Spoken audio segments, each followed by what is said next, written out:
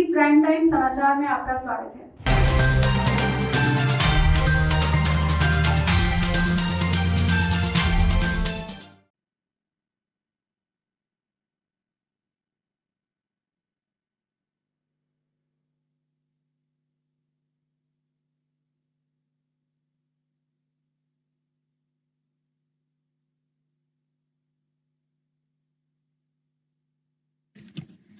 The Honorable Prime Minister of India, Shri Narendra Modi ji, the Prime Minister of Israel, His Excellency Benjamin Netanyahu, the Secretary of State for Business, Energy and Industrial Strategy, Government of United Kingdom, His Excellency Mr. Alok Sharma, the Minister for Climate, Energy and Utilities, Denmark, His Excellency Dan Jorgensen, the Minister for Economic Affairs, Bhutan, His Excellency Leonpo Loknath Sharma, Honorable Ministers of Government of India, Chief Ministers of States and Lieutenant Governors of Union Territories, distinguished guests, ladies and gentlemen.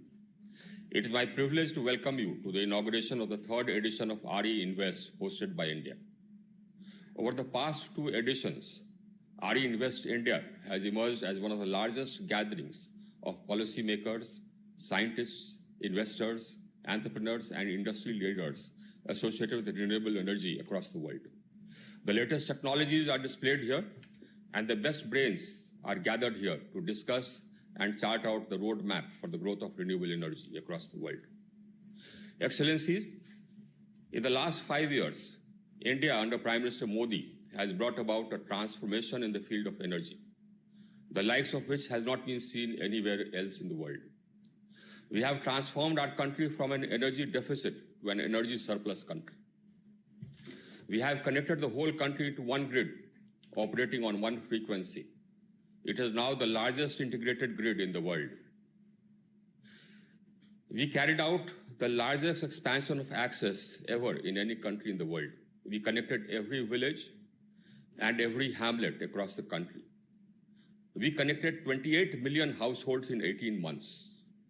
In no other country across the world has an expansion of access on such a scale taken place in such a time frame. We are now in the process of carrying out one of the fastest energy transitions in history. Our rate of growth of renewable energy capacity is one of the highest in the world. In our nationally determined contribution during COP21 in Paris, we had committed that our capacity for power generation from non-fossil fuel sources will reach 40% by the year 2030. I am happy to inform you that our installed capacity from non-fossil fuel sources has already reached 38.1%. And if we add the capacity under installation, it comes to 52%. By 2030, our established capacity from non-fossil fuel sources will reach 64%. A full 24% higher than our commitment. From 2014 to 2019, our solar energy capacity has multiplied 13 times. Bloomberg have ranked India #1 in the world in the volume of renewables auctioned from 2015 to 2019. A recent climate transparency report conducted by 14 institutions across the world noted that we are the only G20 country whose achievements are consistent with keeping the temperature increase at less than 2 degrees compared to pre-industrial averages.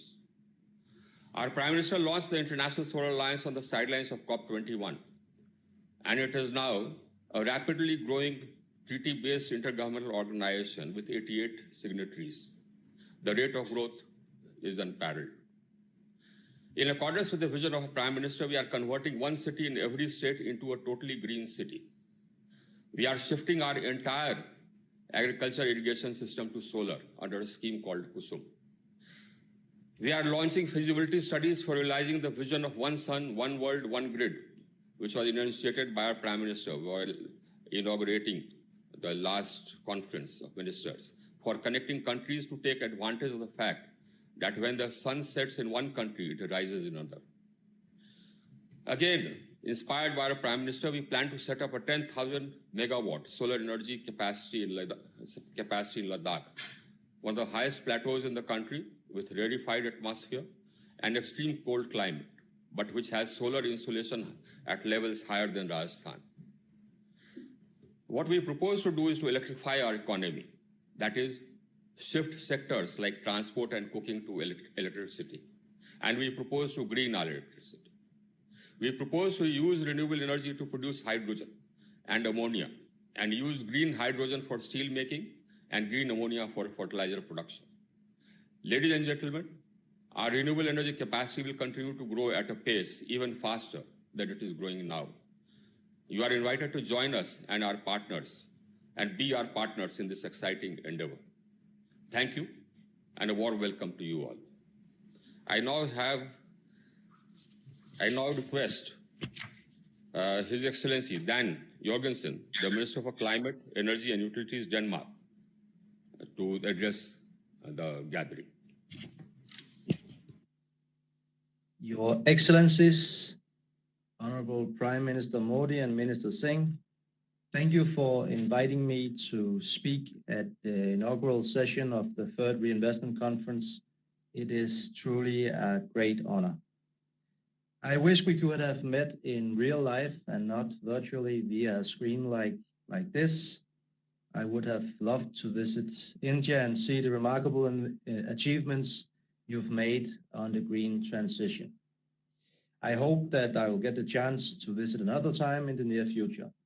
Meanwhile, I wish your families and your country all the best.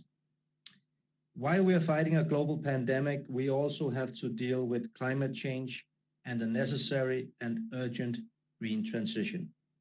It is not easy, but it is in difficult times we show our true character. Now more than ever, we need to keep up the good spirits, stand together, inspire each other, and learn from each other. We want to reach our common climate goals while still securing sustainable economies. Therefore, I also want to show my appreciation and support to your Honorable Prime Minister's statement at the recent G20 meeting on taking decisive action to preserve the planet. It is a great pleasure for me to show Denmark's support for India's commitment to renewable energy and to the international climate agenda. Renewable energy is key to reaching the goals set out in the Paris Agreement. India's ambition of 450 gigawatt renewable energy with 30 gigawatts coming from offshore wind in 2030 is admirable. Put things in perspective.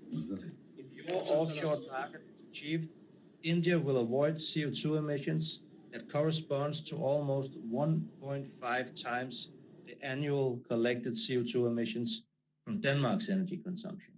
This shows you the magnitude of the ambitions. India's targets on renewable energy show a strong determination to become an international leader on sustainable development. It sends a strong signal to the industry and to the rest of the world that you are fully committed.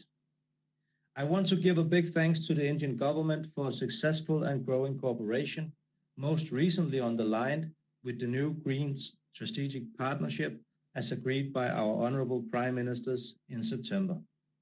The Green Strategic Partnership is a major step in the right direction to meet our common green ambitions and support UN's Sustainable Development Goals.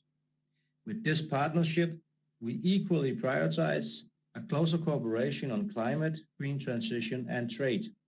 I hope that this approach will serve as inspiration for others on tackling these matters. The Green Strategic Partnership makes very good sense, because even though Denmark might be very small compared to India, I will quote your Honorable Prime Minister Modi in saying, Denmark has the skills and India has the scale. And more importantly, now we need scope and speed. The Green Strategic Partnership builds on an already successful government-to-government cooperation on energy. The Indian-Danish energy collaboration has developed quickly since its beginning in 2018. The Danish experiences on offshore wind integration of renewables and electricity planning are already being utilized in India. The successful cooperation on wind energy has already contributed to the development of an Indian wind industry, and it has already created many jobs. I am very excited that the strong Indo-Danish cooperation has entered into a new chapter. This includes an upcoming Danish membership of the International Solar Alliance and strong cooperation on offshore wind and renewable energy. I know that India has shown interest for the Danish work on energy islands. We will be happy to include you on our journey with our ambitious projects. We want to establish the world's first energy islands by 2030. The project is taking offshore wind and integration of renewable energy to the next level. Large-scale power-to-X investments will enable us to store the vast amounts of energy transported and converted into other energy forms. Countries all over the world will be looking to phase out fossil fuels and to integrate new clean fuels like green hydrogen. Development of market-mature green hydrogen is not something that will happen in a very distant future. Green energy is not only needed in the fight against climate change, it is also good for business. I know this for a fact. In Denmark, we've managed to grow our economy while simultaneously reducing energy consumption and bringing down emissions. Decoupling economic growth and energy consumption will be vital to combat climate change. It is inevitable that we scale up on renewable energy to avoid the dire consequences of climate change. Climate risk is probably one reason why private investors are increasingly looking towards sustainable green investments in their financial products. There are several reasons. One is the price of renewable electricity is lower than that of fossil fuels in many markets, and the trend is that fossil fuels will be outperformed over the next few years. Another reason in simply the green investments are no longer only a matter of doing the right thing or mitigating risk. They also make good financial sense in their own right. COVID-19 has even highlighted this trend. During the pandemic, stocks that take into account environmental, social, and governance factors have generally outperformed the rest of the stock market.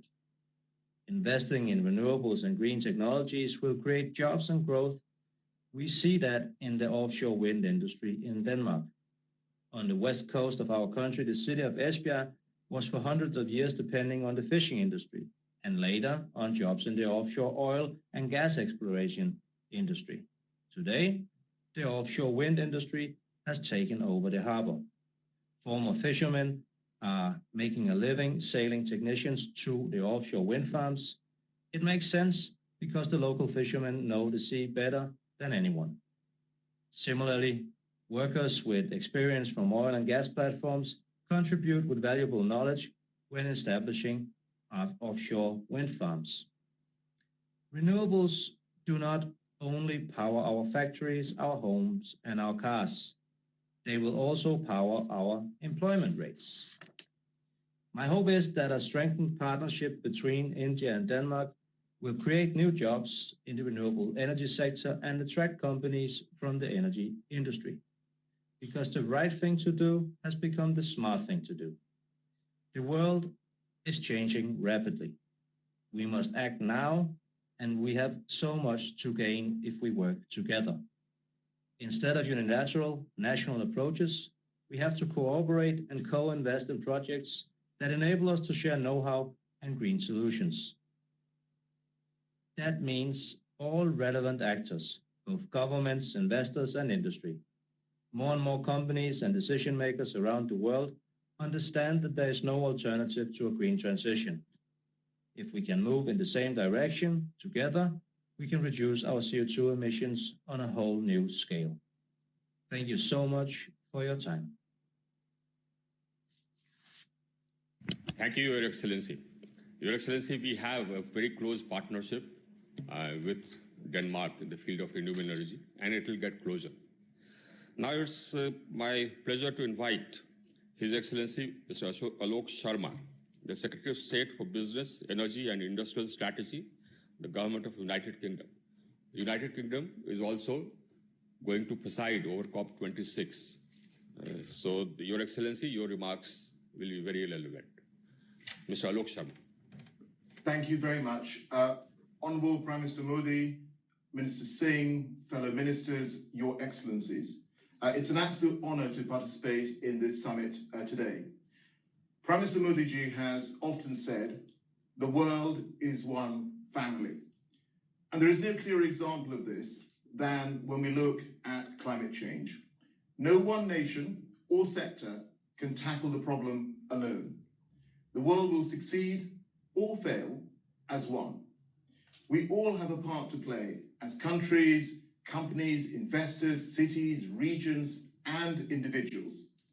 To avoid the worst effects of climate change, we must decarbonize the global economy 5 times faster over the next 10 years than we have done over the past 20. We all know that the power sector accounts for 1/4 of global emissions. Decarbonizing is absolutely vital, not only to reduce emissions, but to boost access to power and to support clean growth and development. And this is why, as COP26 President, energy is one of the 5 key areas that I'm urging all countries to focus on. And there is no doubt for us, India is a key partner, because here you are a global leader with pioneering international initiatives like the International Solar Alliance, One Sun, One World, One Grid, the World Solar Bank, and the Coalition for Disaster Resilient Infrastructure, which the UK is very pleased to support. India is home to a renewable energy revolution. The scale and pace of change is absolutely remarkable, with solar capacity increasing by around 13 times in 5 years, and with some of the lowest solar prices in the world. You've already connected 700 million people to power since the year 2000. And thanks to Prime Minister Modi's commitment to generate 450 gigawatts of renewable power within a decade, there will be much, much more to come. Now, it is our experience in the United Kingdom that setting such targets provides investors with confidence and clarity. In the UK, our emission reductions targets have helped us to grow our economy by investments in renewables. This, of course, is vital. To make the global energy transition a reality, we need investors to keep seizing the opportunities presented by the renewables revolution in India and, of course, around the world. And these opportunities are enormous. A study by Imperial College in London and the IEA found that investments in renewables have repeatedly outperformed those in fossil fuels. Whether you look at this over the past 10 years, the past 5 years, or indeed, as Ms. Jorgensen said, in 2020 itself. Solar and wind are already cheaper than coal power in 2/3 of countries. And momentum is building globally behind net zero, with Japan, South Korea, China all recently setting targets. Colleagues and friends will know that on the 12th of December, the UK will co-host a summit with the United Nations and France, and in partnership with Italy and Chile, to mark the 5th anniversary of the Paris Agreement. And this will be a moment for global leaders to show that we can make a step change on climate action. By focusing our efforts collectively internationally, we can drive down costs and increase uptake. And every time we know that the global deployment of solar power doubles, the price has fallen by around 1/3. And that is why the United Kingdom is committed to working in partnership to drive the renewables revolution. We have established the COP26 Energy Transition Council, bringing global leaders together. And we will work with our friends in India on mission innovation, accelerating clean energy innovation globally. We're, of course, also partnering with the government of India to help mobilize private capital into green investments. And our new UK-India Sustainable Finance Forum will increase the flow of sustainable finance. We are both anchor investors in the Green Growth Equity Fund, catalyzing private sector investments from the City of London to infrastructure projects in India. And it is through international partnerships like these, the insight of investors and the ambition countries like India have shown, that we will together continue to usher in the green global future of energy, protecting and nurturing our planet for future generations. Thank you. Thank you, Your Excellency. And we shall work with the United Kingdom together pursuing our goal for healing nature. Now it's my privilege to put before you a video message by the Prime Minister of Netherlands, His Excellency Mr. Mark Rutte. Namaste, India. Ladies and gentlemen, it's an honor for me to be speaking today alongside my fellow Prime Minister, Narendra Modi. I'd like to thank Minister Singh for hosting today's Meet and Expo, and Secretary of State Sharma and Minister Jurgensen for their valuable input. I'm delighted to be able to contribute to this important event as guest of honor. India is a key global player in many areas, not least when it comes to climate action and renewable energy. It's great to see how like-minded India and the Netherlands are in these fields. We are both firm supporters of the Paris Agreement and active members of the International Solar Alliance. India has made great progress in developing renewable energy. And now that the cost of renewables has reached a competitive level, the Netherlands is also making headway. But of course, this year has been dominated by coronavirus. The crisis has hit our societies hard in all kinds of ways. But it also presents an opportunity. It gives us a chance, once the virus is under control, to build back better, using green principles. Because green investment will not only help us move closer to our international climate and environmental goals, it will also make our economies more resilient to future shocks. It's an opportunity to reshape the future of energy. So let's make sure that economic recovery policies help us move faster towards a secure and sustainable energy future for everyone. Let's take this opportunity to fast-track investment in renewable energy. This will both serve the world economy and mitigate climate change. Besides understanding the need for climate mitigation, our two countries also know full well how important climate adaptation is. And with that in mind, I'm proud that the Netherlands will be hosting the virtual Climate Adaptation Summit in January. It's the first ever dedicated platform of global leaders aimed at accelerating climate adaptation and resilience. There's already a lot going on in this area, and the Netherlands is happy to be contributing our expertise. In India, for example, we are very active in the agricultural, water and energy sectors. These are all key parts of the global climate adaptation agenda. And when it comes to achieving that agenda, India is a crucial global player. So we very much hope that India will be represented at the highest level at the Climate Adaptation Summit in January. As host of the event, that would make me very happy. Let me now focus on the importance of innovation, because that is the foundation of progress. Innovation will help us meet the big challenges of our time. If we can join forces and bring together as much brain power as possible, we can truly get innovation up to full speed. To that end, the Netherlands has adopted a triple helix approach. Partnerships between businesses, knowledge institutions and government that underpin Dutch economic growth. Today, our efforts are guided by mission-oriented innovation policy. The government sets goals that can have a big positive impact on society. Goals like a climate-neutral economy by 2050. With partners, both at home and abroad, we want to develop shared expertise in these fields. So we are keen to work with you. After all, India is a country with a highly innovative mindset and many talented people. Fortunately, India and the Netherlands can boast an excellent bilateral relationship. We were very honored to be your partner country at India's Technology Summit in October last year. And after that success, I'm happy to announce some more exciting news.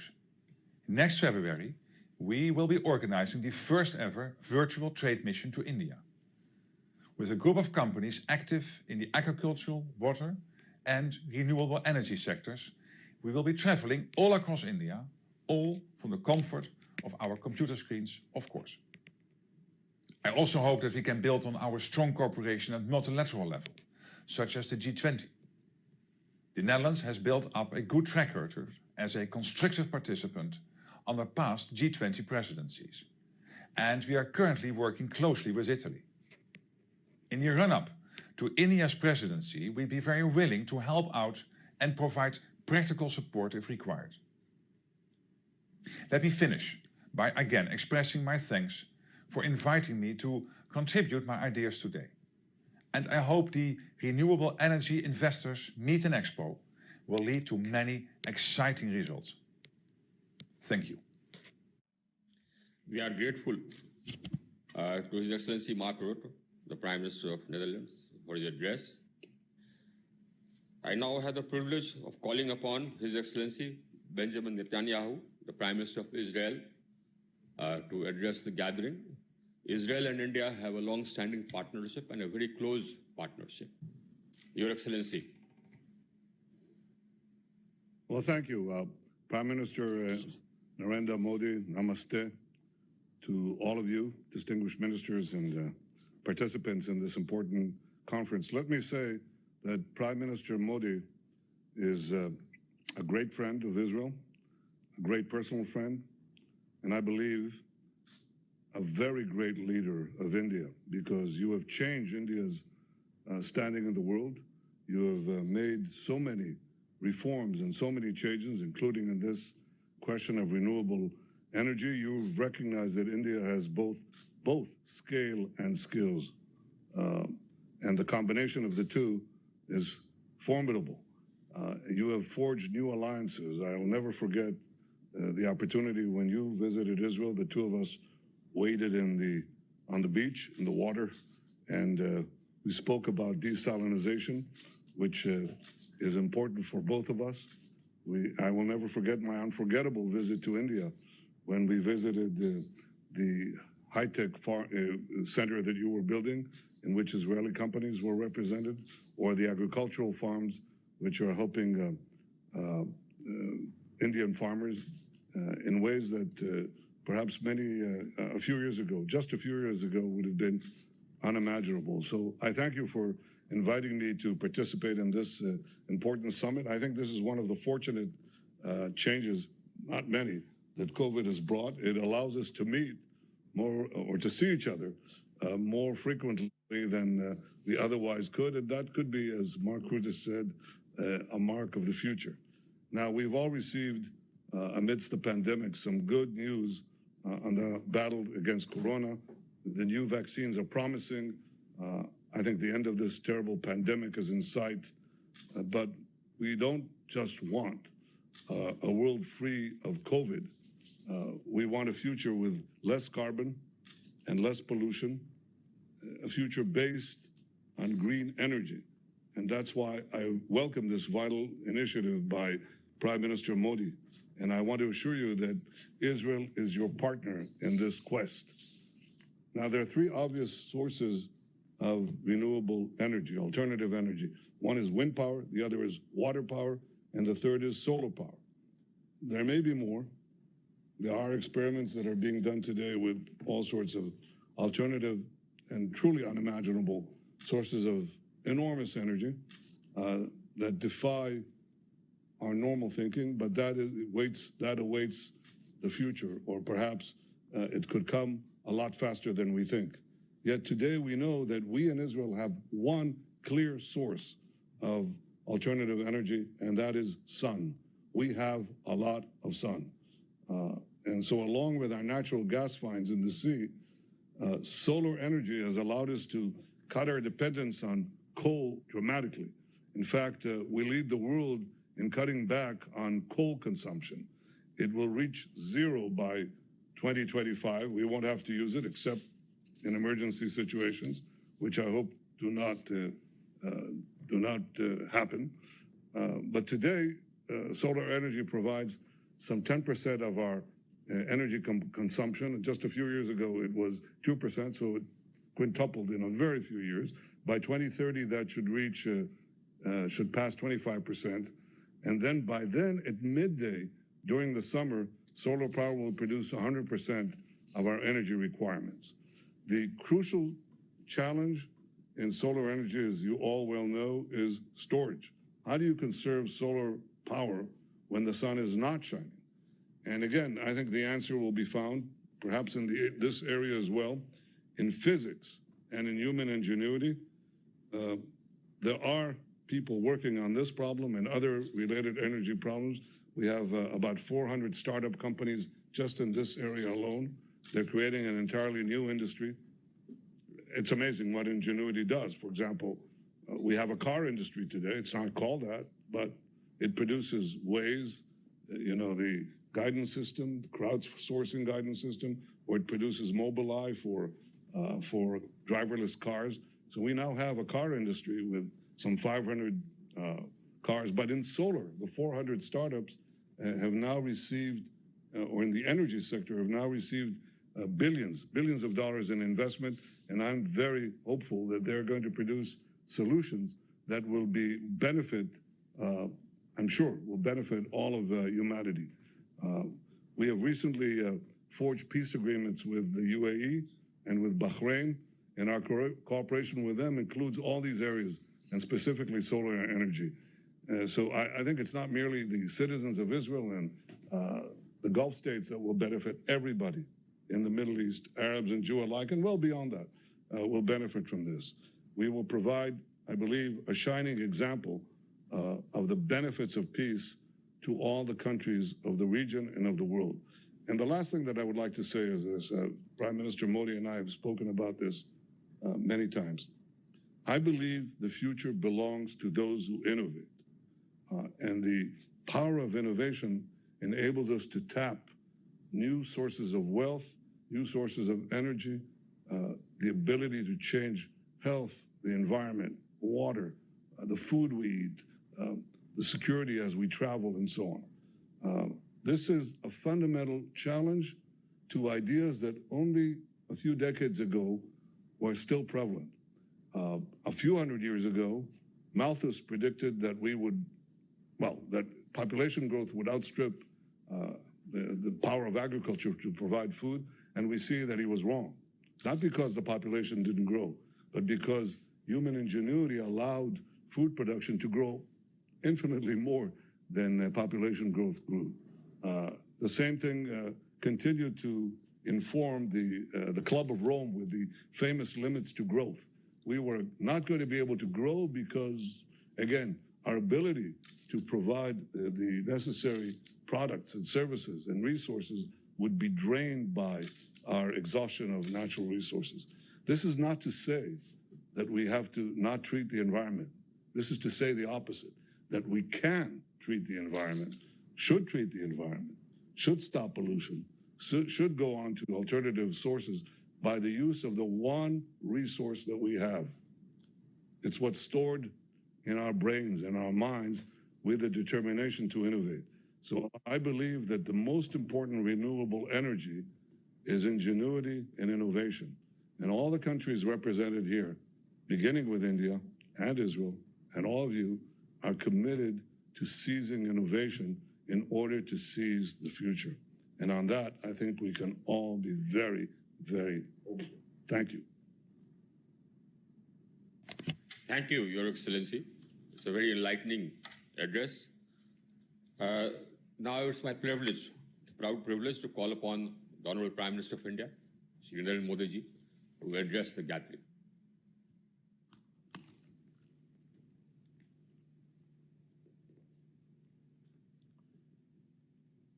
His Excellency, the Prime Minister of Israel,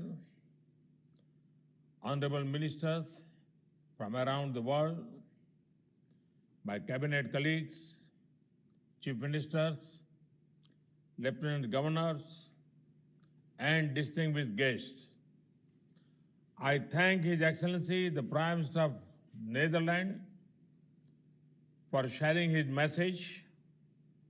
It is wonderful to see all of you as part of the third edition of Reinvest.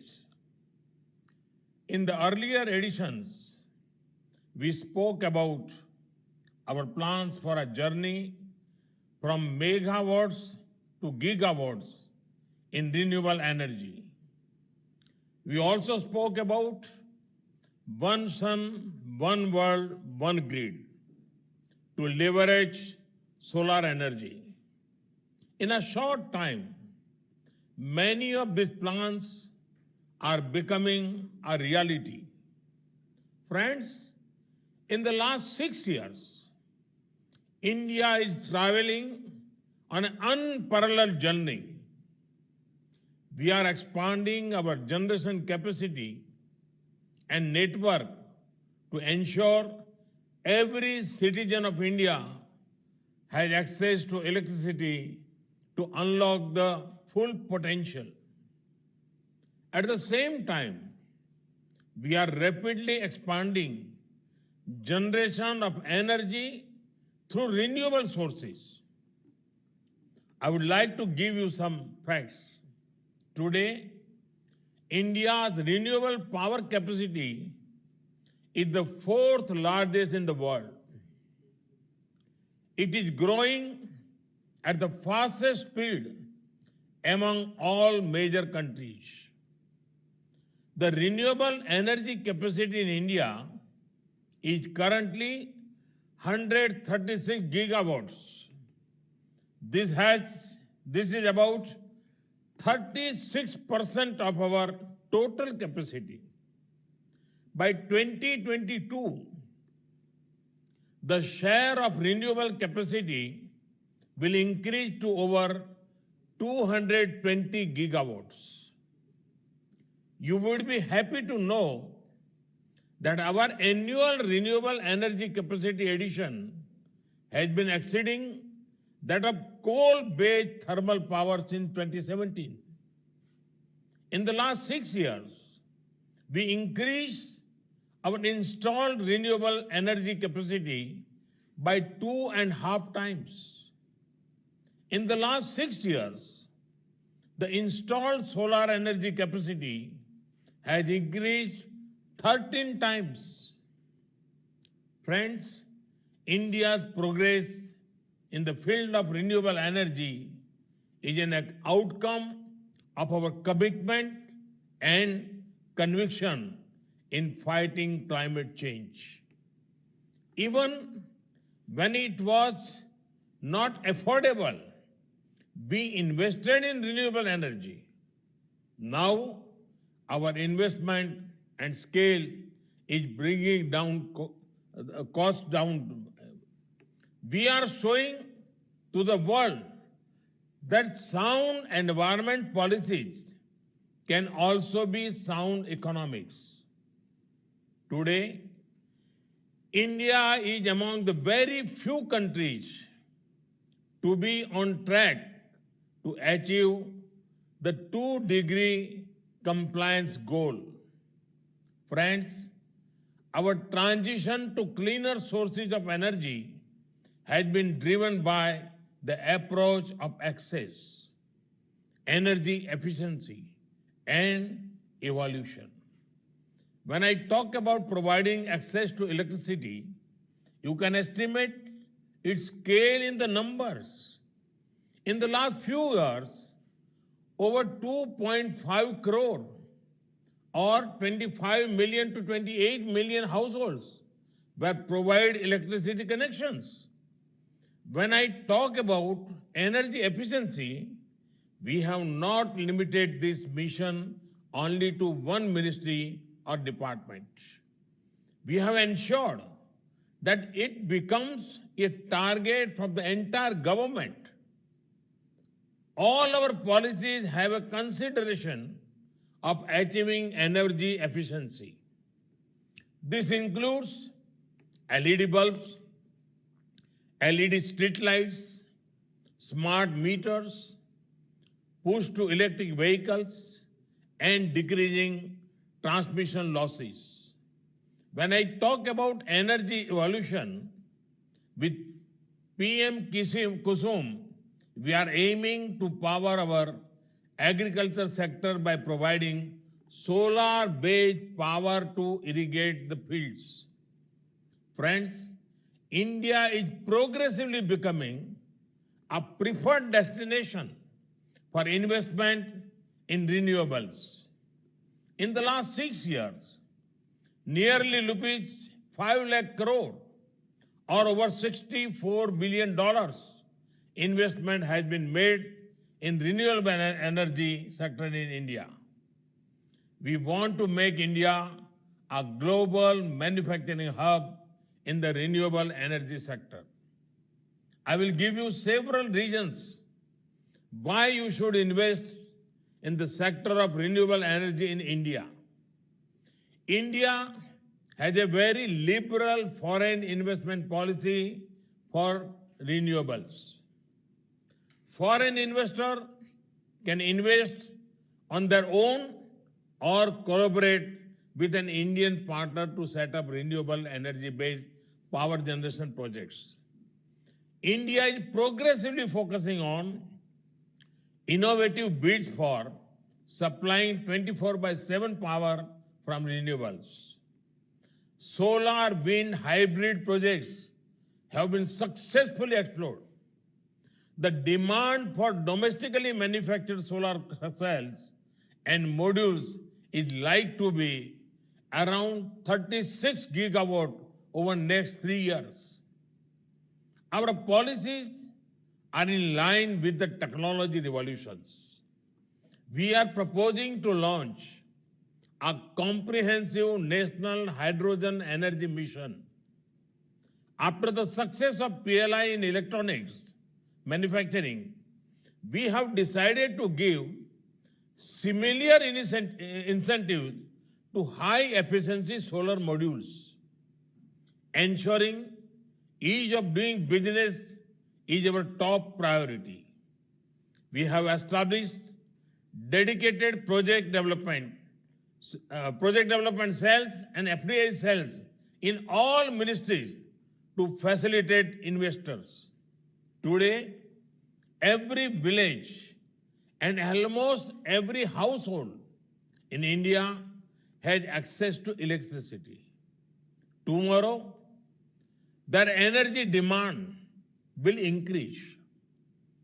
Thus, demand for energy in India will keep growing. There are huge renewable energy deployment plans for the next decade. These are likely to generate business prospects of the order of around 1.5 lakh crore rupees or $20 billion per year. This is a big opportunity to invest in India. I invite investors, developers, and businesses to join India's renewable energy journey. Friends, this event connects the renewable energy stakeholders in India with the best of the global industry, policymakers, and academia. I am confident that this conference will have fruitful deliberations which will help India steer into a new energy future. Thank you. Thank you very much. Sir, we are really very grateful for your address. And, sir, we have more than 25,000 registered delegates, and they are growing by the minute. On behalf of the Ministry of New and Renewable Energy and the Ministry of Power, Government of India, I want to thank His Excellency the Prime Minister of India, Sri Narendra Modi ji, His Excellency Benjamin Netanyahu, the Prime Minister of Israel, Mr. Alok Sharma, the Secretary for Business, Energy and Industrial Strategy, Government of United Kingdom, His Excellency Dan Jorgensen, the Minister for Climate, Energy and Utilities, Denmark, the Minister of Economic Affairs, Bhutan, His Excellency Leonpo Loknath Sharma, and all the ministers, lieutenant governors, all the dignitaries who are present. The next 2 days are going to be very busy. We have a huge exposition with more than 100 major companies showing their wares virtually. And we have a series of conferences lined up with all the eminent speakers from around the world, and all these conferences and meetings will be addressing different aspects of renewable energy and climate transition. Excellencies, what we are undertaking, this climate transition, is a partnership. And the presence of you all shows the strength of this partnership. And it is this partnership which will enable us to achieve our climate transition goals and to ensure that our environment is healed again and that we leave behind a planet, a healthier planet for our children and grandchildren. Let me thank you once again. We are really very grateful for taking the time and addressing all of us. And the points which have been made today will be further discussed in the next 2 days. Thank you so much. It's a pleasure.